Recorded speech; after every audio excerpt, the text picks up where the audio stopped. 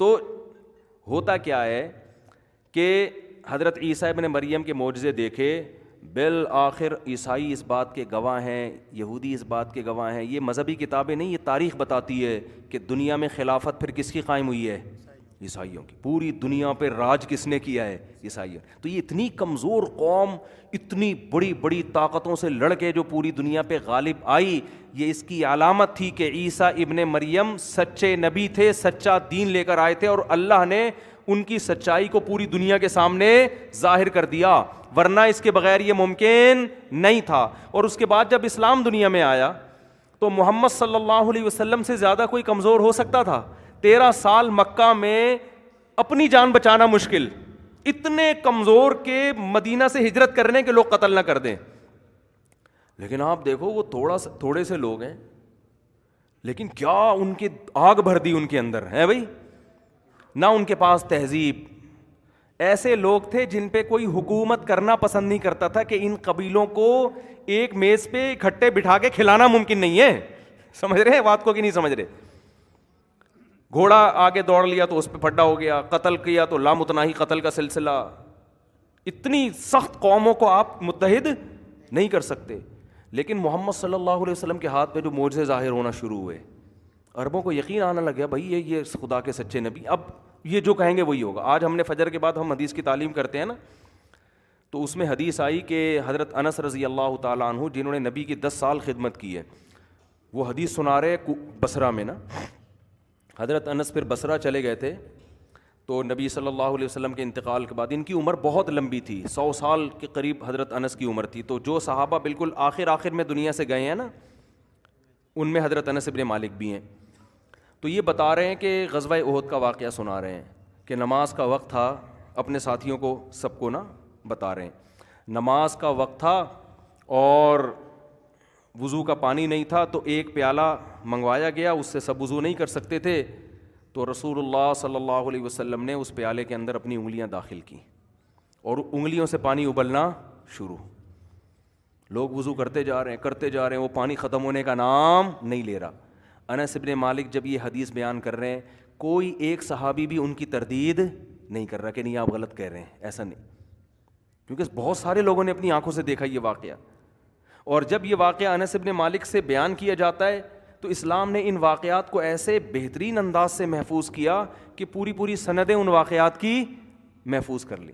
یعنی عیسائیت کی تاریخ آپ پڑھیں گے، جو تاریخ دان ہے کتابیں لکھ رہا ہے بس، لیکن اسلام کی پڑھیں گے نا، حدثنی فلان قال حدثنی فلان قال حدثنی فلان. جیسے میں ایک بیان کرتا ہوں نا، اسلامی تاریخ تو ایسی خاندانی محفوظ ہوئی ہے کہ اس سے زیادہ حفاظت کسی تاریخ کی ممکن تھی نہیں. کیونکہ اب اللہ کا آخری مذہب آیا نا دنیا میں، اللہ نے کہا ایسی حفاظت کر کے دکھاؤں گا کہ گورا بھی منہ میں انگلیاں ڈال دے گا، بولے گا یار ایسی کسی ہسٹری کی حفاظت کا تصور ممکن نہیں ہے. میں اکثر ایک سند پیش کرتا ہوں نا، دیکھو اسلامی تاریخ میں واقعات ہوئے ہیں، یہ سن میں ہجرت ہوئی، یہ ہوا وہ ہوا. اسلامی تاریخ کا ایک حصہ نبی کا حلیہ بھی ہے نا، کہ ہمارے نبی کا حلیہ کیسا تھا. سمجھ رہے ہیں؟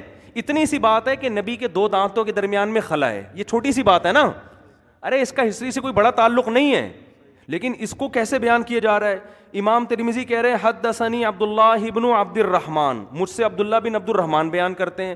وہ کہتے ہیں حدثنا عبد العزیز ابن ابی ثابت الزہری، وہ کہتے ہیں مجھ سے عبد العزیز ابن ابی ثابت الزہری نے بیان کیا. وہ کہتے ہیں مجھ سے اسماعیل ابن ابراہیم نے بیان کیا. وہ کہتے ہیں وہ اسماعیل ابن ابراہیم جو ابن اخی موسیٰ ابن عقبہ، جو موسیٰ ابن عقبہ کے بھتیجے ہیں، انہوں نے بیان کیا. وہ کہتے ہیں مجھ سے موسیٰ ابن عقبہ نے، میرے چچا نے بیان کیا. موسیٰ ابن عقبہ کہتے ہیں مجھ سے قریب نے بیان کیا جو عبداللہ بن عباس کے شاگرد ہیں.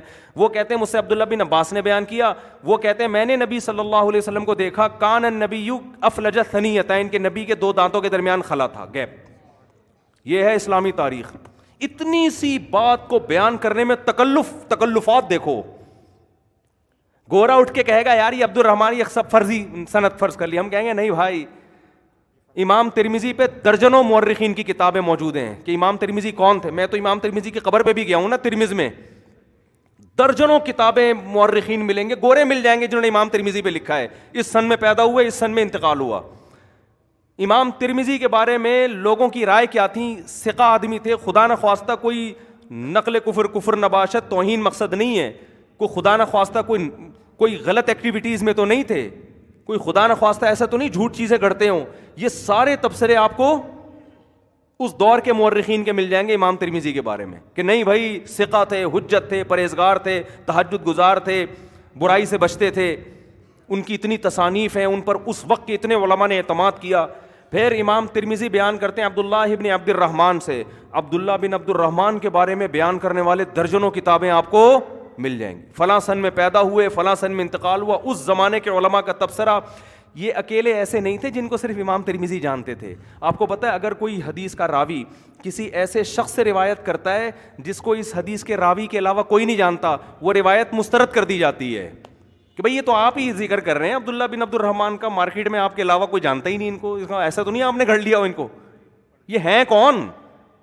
تو وہ بتاتے ہیں بھئی یہ وہ ہیں جن سے فلاں نے بھی روایت کی, جو فلاں بھی اس کے شاگرد, فلاں بھی اس کے شاگرد, فلاں بھی اس کے شاگرد, ان کے فلاں فلاں جگہ سفر ہوئے, جن جن جگہ سفر ہوئے ان شہروں کی کتابیں اٹھا کے دیکھیں, ان شہروں میں ان کا تذکرہ ملے گا آپ کو.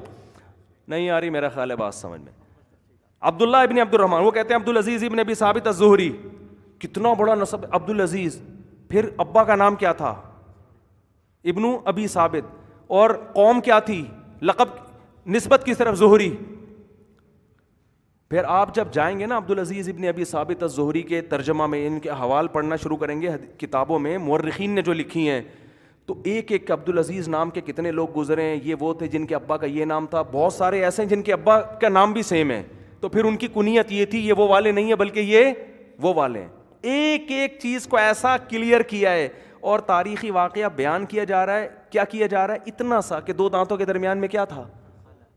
تو بھائی یہ موٹیویشن ہے جنہوں نے بڑی بڑی طاقتوں کو مسلمانوں کے سامنے زیر کیا ہے, کہ ایسا ہی نہیں جنت کی حور کا تذکرہ آ گیا بھائی مولوی صاحب کس نے کہا, وہ مولوی پوری سند بیان کرے گا, ٹھیک ہے نا, پیغمبر نے کہا. بھائی یہ ہم کیسے مان لیں یہ اللہ کے نبی تھے کہ یہ جنت کی حوروں کا جو تذکرہ کر رہے ہیں یہ اللہ نہیں کہا ہے. تو ان کے پیغمبروں کے معجزات بھی سندوں کے ساتھ, اور اس دور میں جو لوگ آپ پر ایمان لائے اور کتنے تھوڑے سے ہو کہ ان کو ایسی موٹیویشن ملی ہے کہ دنیا کی بڑی بڑی طاقتوں کو انہوں نے زیر کر دیا. 100 سال کے عرصے میں, 150 سال کے عرصے میں ایسی اسلامی خلافتیں.